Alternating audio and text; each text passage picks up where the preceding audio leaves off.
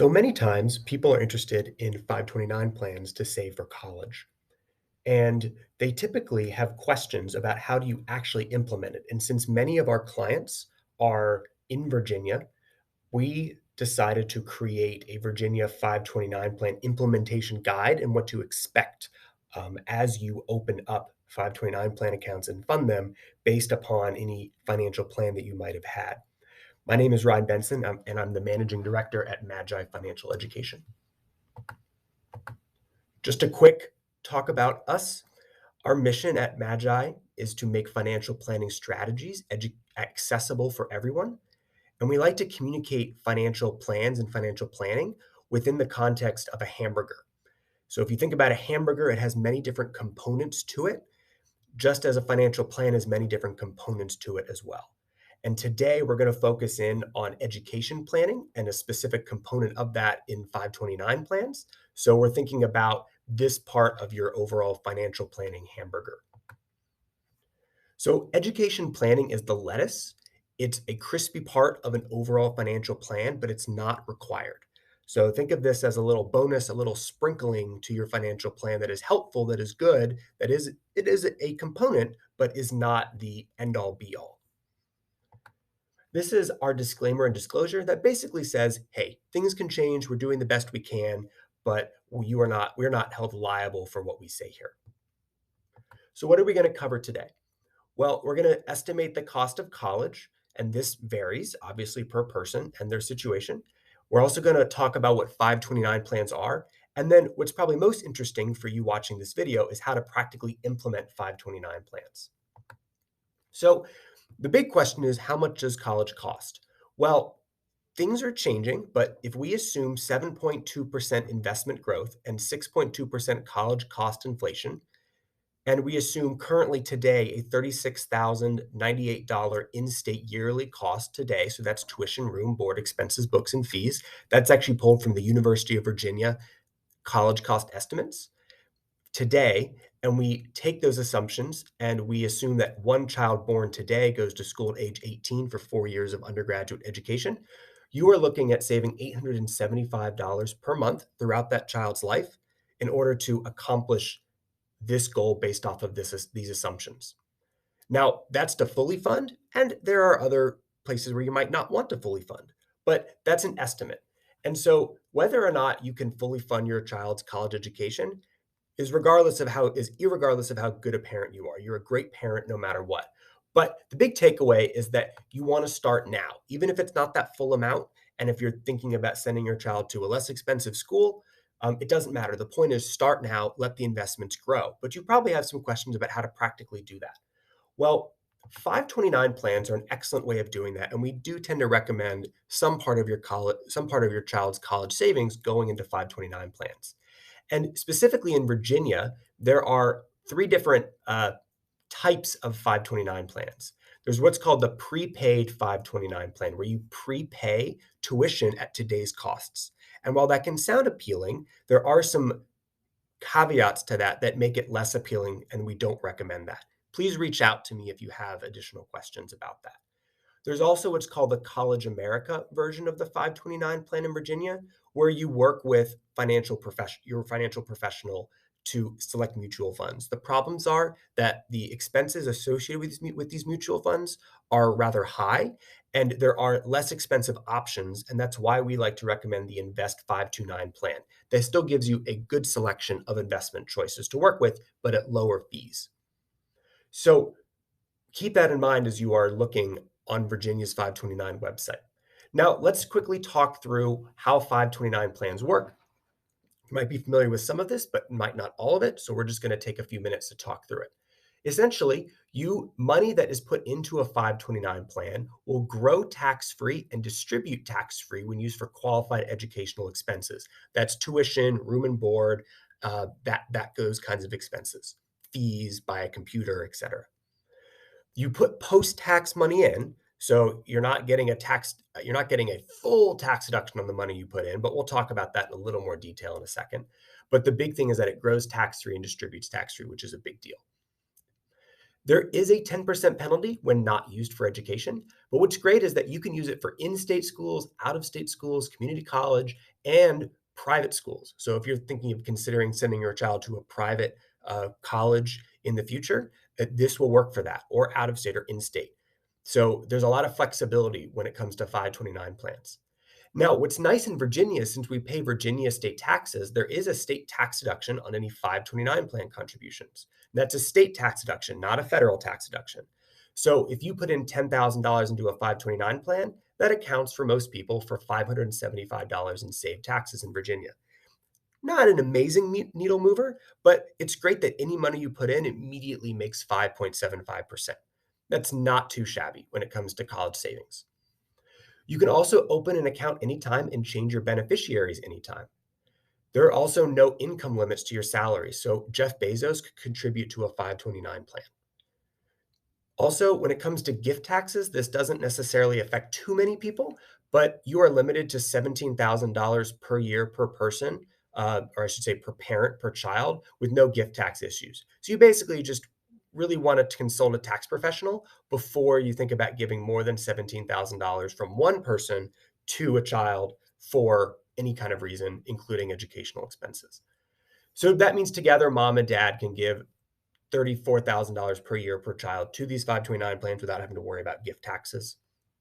And then there's this special component, which is more helpful for grandparents, but you can give up to 5 years of gifts so long as you aren't do no more gifts for the next 5 years. So you can do what's called front-loading gifts, and so a couple could give $170,000 today to their child, or a grandparent, which is usually more likely, and that would, in most cases, fully fund a child's college education or a grandchild's college education. Okay, so there's also this special provision that does affect quite a few people, which is that you can give $10,000 a year from a 529 plan to private school. And a lot of you say, well, that's not a lot of money.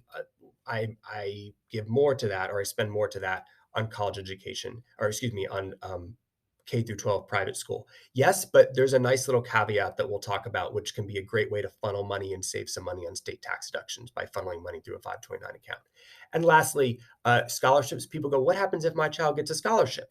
Well, actually, there's a great component that if you, on 529 plans, if your child who is set to get the money gets a scholarship, you will be able to pull the amount of the scholarship out of the 529 plan penalty-free and tax-free. So they make an exemption for that so that people aren't afraid to fund 529 plans. Now, when it comes to the investment allocation associated with 529 plans, this is generally what we look at when we're looking at college funding. There is some wiggle room here, and it depends on the markets, and you do want to work with a financial professional, but these are certain guidelines you can work with when we're talking about making financial planning strategies accessible for everybody. Generally speaking, you're looking at if a child's between 0 and 12 years old and going to school at the age of 17 or 18 or 19. 0 to 12 years old, you want to be in equity mutual funds. These are stocks, essentially. When you get between the ages of 13 and 16, you want to try to incorporate some level of conservative investments. And then when they get to the age of 17 and basically about to enter college, you might want to start to think about buffering some of your investments with cash so that if we have a market downturn, you don't have to pull from stock funds, but rather you can pull from something else in order to pay for education until the market rebounds. Now, the biggest question and the biggest thing that comes up here that we need to talk about is this is the biggest hurdle or understanding we need to consider when looking at 529 plans to maximize the state tax deduction and make the most out of any money that you put into a 529 plan. And we talked about that state tax deduction, which is attractive, of where you can save about 5.75% on your state taxes in Virginia, and it can be even more in other states. So the wording specifically is that each account is limited to $4,000 of state tax deduction per year, per parent, per child. But the big question is what makes up an account? Because an account can mean a lot of different things. So if you go on Virginia's 529 plan website, their Invest 529 plan, and you look at the investment options, and this is right off of their website. This is a screenshot off of their website. you'll see there are different categories up here. And these different categories have different accounts in them. And I just happen to select the index portfolio category. And within that, there are 5, keyword here, accounts. There's the total stock market index portfolio account. There's the total bond market index portfolio account. There is the total international stock index portfolio account. And you get the idea. So any money you put in per year, per child, per parent gets you basically can you're limited on $4,000 into each of these accounts. Um, if you let's say there's me and I have a daughter, and so for that daughter, I open up an investment account. Open up the total stock market index portfolio, and let's say I put in $5,000 for 2023 into that account for that child of which I own the account. Well, I'm only going to get to take a state tax deduction of $4,000, even though I put in $5,000. So what I should do is I should put 4,000 into the total stock market index portfolio, and then maybe 1,000 into a different account, maybe the total international stock market index portfolio. That way, I can take $5,000 of deduction on my state taxes. This is one more example of just along the top here. You'll see I selected a different category. These are 6 other different accounts that you could put money into in order to get the state tax deduction. And you want to work with an investment professional or a financial planner in order to figure that out. But ultimately, you can make some good guesses and still do a reasonable job on your own. Now, this is the full list of available accounts. And you can actually go on Virginia 529's website, and these are all the accounts within all of those categories. So there's a great number of accounts. This is a fairly good amount, and the fees associated with these accounts are fairly low, and that's why we like to recommend the Invest 529 plan for Virginia residents. So this is actually a snapshot of my own 529 plan account. And I'm not necessarily saying I approve this for everybody, but this is what I have done. And I want to talk through a little bit about this because this is what you'll see. And this is the question that a lot of people have. So my name is Ryan Benson, and I have 2 separate beneficiaries. So first up is Clara, and the second is actually myself. I've named myself the beneficiary of some of these accounts. And you can do that. And actually, you can start saving for college before you have children, and you can just change the beneficiary to your children's name. And that's actually what I'm intending to do here.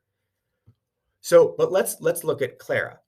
Okay. Under Clara, this beneficiary, Clara has 2 separate accounts under her name. There's the total stock market index and the ESG core equity. Now, there's also Ryan Benson, who happens to be myself, but there could also be that I can just change that to my child's name in the future at any time. And Ryan Benson has 5 separate accounts. So, technically speaking, from what I currently have here, I could have this year, I didn't, but I could have put $4,000 into each of these accounts and also $4,000 into each of Clara's accounts. And I could have opened up other accounts as well. And I could be getting a state tax deduction on each of those $4,000.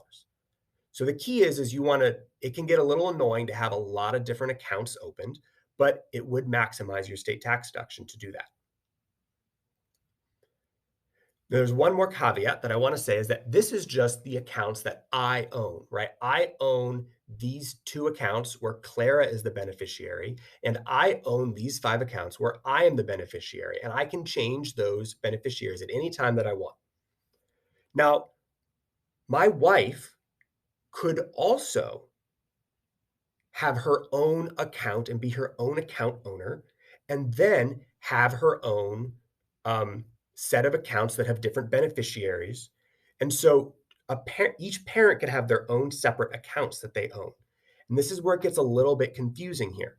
But what you're seeing is just me, what I have, what I own, and the beneficiaries, which happen to be myself, but could be someone else, and then Clara as well. But my wife actually happens to be Clara, but my wife could also happen to have her own series of accounts and could name herself as beneficiaries of those accounts and could make me beneficiaries of those accounts and could have our future children have beneficiaries of those accounts. So this is what you're seeing. And so basically the point is that if you're funding 529 plan accounts, you just need to make different accounts and fund them up to $4,000 per year. So as you start looking at 529 plans, sometimes people start to have questions about how does this actually work? How do we work through this? So this diagram explains how this works. You have money in your bank account, and usually you just pay for college or for private K through 12 school from your bank account. However, with a 529 plan, you put money from your bank account into your 529 plan. That process of moving money is a contribution and becomes eligible for a state tax deduction. When you pull the money out, you have to name the school that you are paying the educational expenses for, and it goes back into your bank account. From there, you would then pay for college or your private school. Now, it's important. There are two primary scenarios. The first scenario is when you're saving actively for your child to go to college. This happens over time. You're saving over time, and then when you're ready to distribute, you take the money back out, and then you pay for the expenses for college. If you have a child in K through 12 school and it's a private school, you can set aside $10,000 per year that can be effectively funneled through the 529 plan. So what you do is you move $10,000 from your bank account to the 529 plan. This can be done throughout the year in different ways. Just make sure you're following the $4,000 limit per account. And then you can take the money right back out. You'd have to name the school in the process, and you might have to include your child's student ID number at that institution. And then from there, you can then send the money off to private K through 12 school. Now, when it comes down to tax time, you will then get a statement. This is a statement for the last quarter of 2022, but you will also get a year-end statement. You'll see that the year to date will be that number, and that is how much you can claim on your state taxes or off of your state taxes. If you had any distributions in the year, it would show the distributions right here. Keep in mind that the state only cares from a tax perspective about what the contributions are. Lastly, when you actually make the withdrawal, you go and you select the account that you're withdrawing funds from. You then click which of these options it applies to. Is it higher education? Is it private K through 12 education? Are there other fees for apprenticeship programs? Or we don't really talk about this as much in this video, but student loan repayment. And then you name the school and the student ID, and you'll have more information here like the student and the account number. That's it. Hope that was helpful. If you have any questions, reach out to me at ryan@magied.com or at 703-772-2631. Thanks so much and have a great day.